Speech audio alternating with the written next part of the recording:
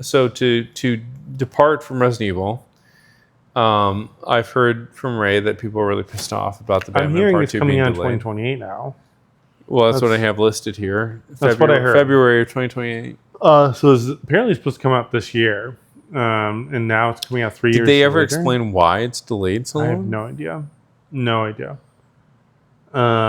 Which is kind of crazy to have a huge gap between movies. You're not even talking about 2027. Now you're talking about 2028. Like, how did that happen? Yeah, and when did the last movie come out? In 2024, 2023? You and I went to see have like 5 years between two movies. Like, insane. Yeah, probably 23. 22, 23. Yeah, we went and saw it. Yeah, you and I went and saw it in theaters. Yeah, I'm only pissed because I actually...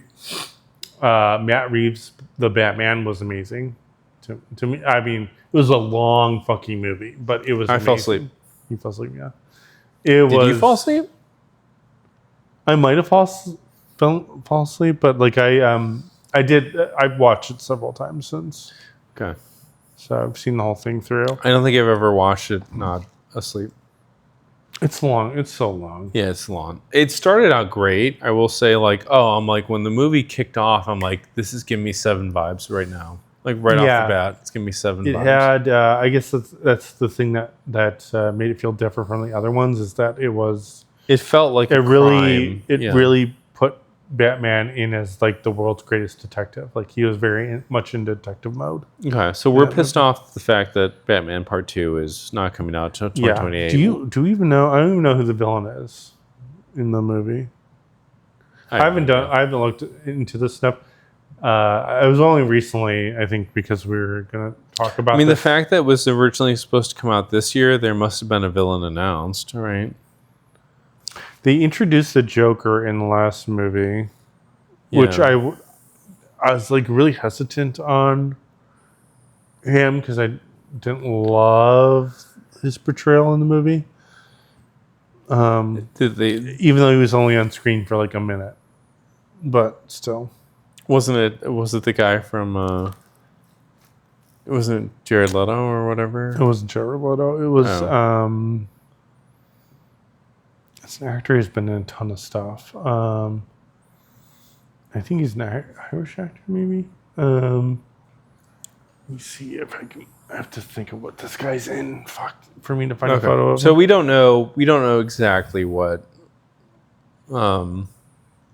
We can't say for certain what the villain would have been for Batman 2. We don't know. I'm not convinced that would have been the Joker either. It had to have been announced.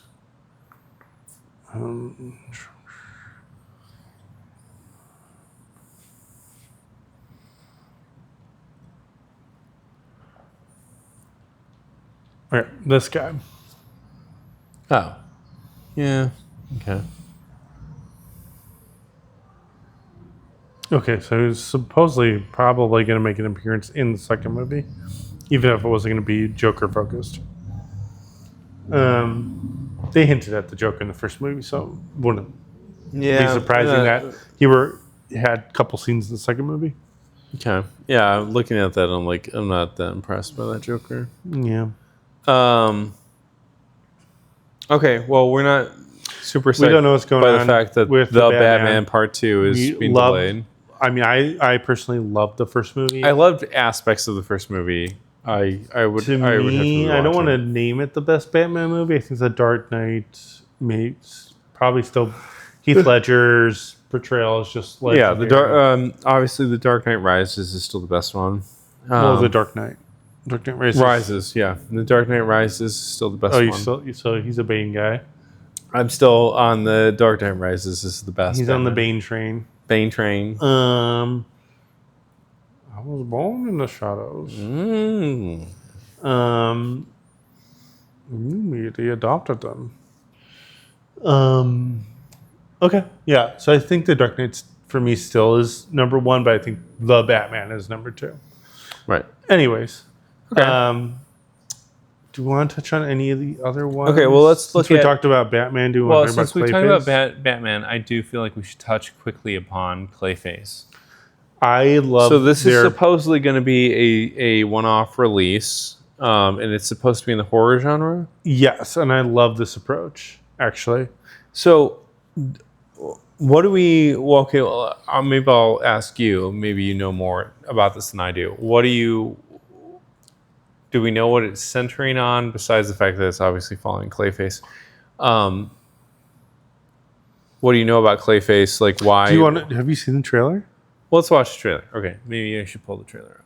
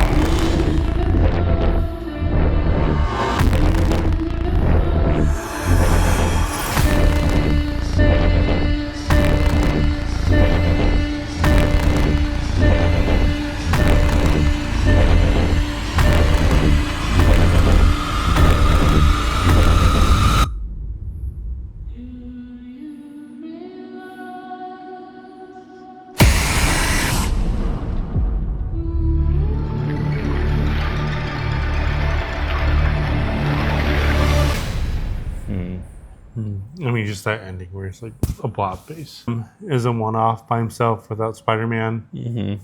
I feel like this could totally work by itself, just as a horror movie without Batman.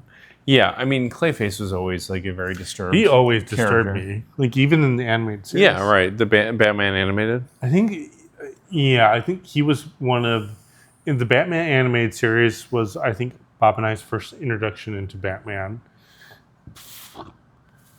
I mean, 90s anime just such an slapped amazing differently. series. I mean, oh my god, some of the stories that series told, insane. I think I've talked about this before. I've talked about the baby doll one. How tragic, like their storylines were. Tragic, some of the characters were. Clayface in that series always scared me. Oh yeah, 100%. So, him as like in a horror movie, that essentially is a horror movie, right? Told in a DC universe. Yeah, I think that's totally a great one-off movie. Yeah, I think they don't need to. They don't need to have Batman in there. And you saw him with like when they with the spike hand, when they did the Joaquin Phoenix Joker, that was a great movie. Except for the second by itself, one. Not the second one, but I didn't watch the second one. Yeah. I didn't either. I heard terrible things about it, but the first one was amazing. Yeah. But yeah, some of these characters are so deep that they don't even the best thing about Batman. They don't require Batman to tell their stories. Probably why Batman is the best comic book series. This is okay. Me not as a comic book reader, but screw it. Like I think Batman. Understand the villains are the most. The villains are the most interesting part about Batman because they're also the most. They're relatable. They're also the most interesting. They're tragic. These are like Shakespearean tragedies that Batman stories are telling. I think they're also the most interesting group. If you take the group of characters, they're the most interesting group of villains that any superhero has to deal with. Usually well thought out. Like their motives are well thought out. Like Clayface, like obviously. Like I dare you to pick out a superhero and point out their adversaries and find a better crop of villains than Batman. Yeah, like with Clayface, like he was an actor. Something was happening. Like was he? I can't remember in the show. Was he an aging actor who was trying to like find his youth or something like that? And that's why he took this drug that was given to him by the mob. Right. And then the mob. I remember they poured something in his mouth. They basically took huge portions of the drug and poured it into his. Right. I remember the mob. Killing it, like suffocating him. Yeah. I think on the drug. God, that 90s series is pretty dark. It was pretty dark. It was a pretty dark cartoon. It was great, but it was a pretty dark cartoon. So I think that works as a great movie by itself. And I'll be very interested to see it. Right. Yeah, I 100% agree. I think Clayface on its own is like a standalone, even horror movie.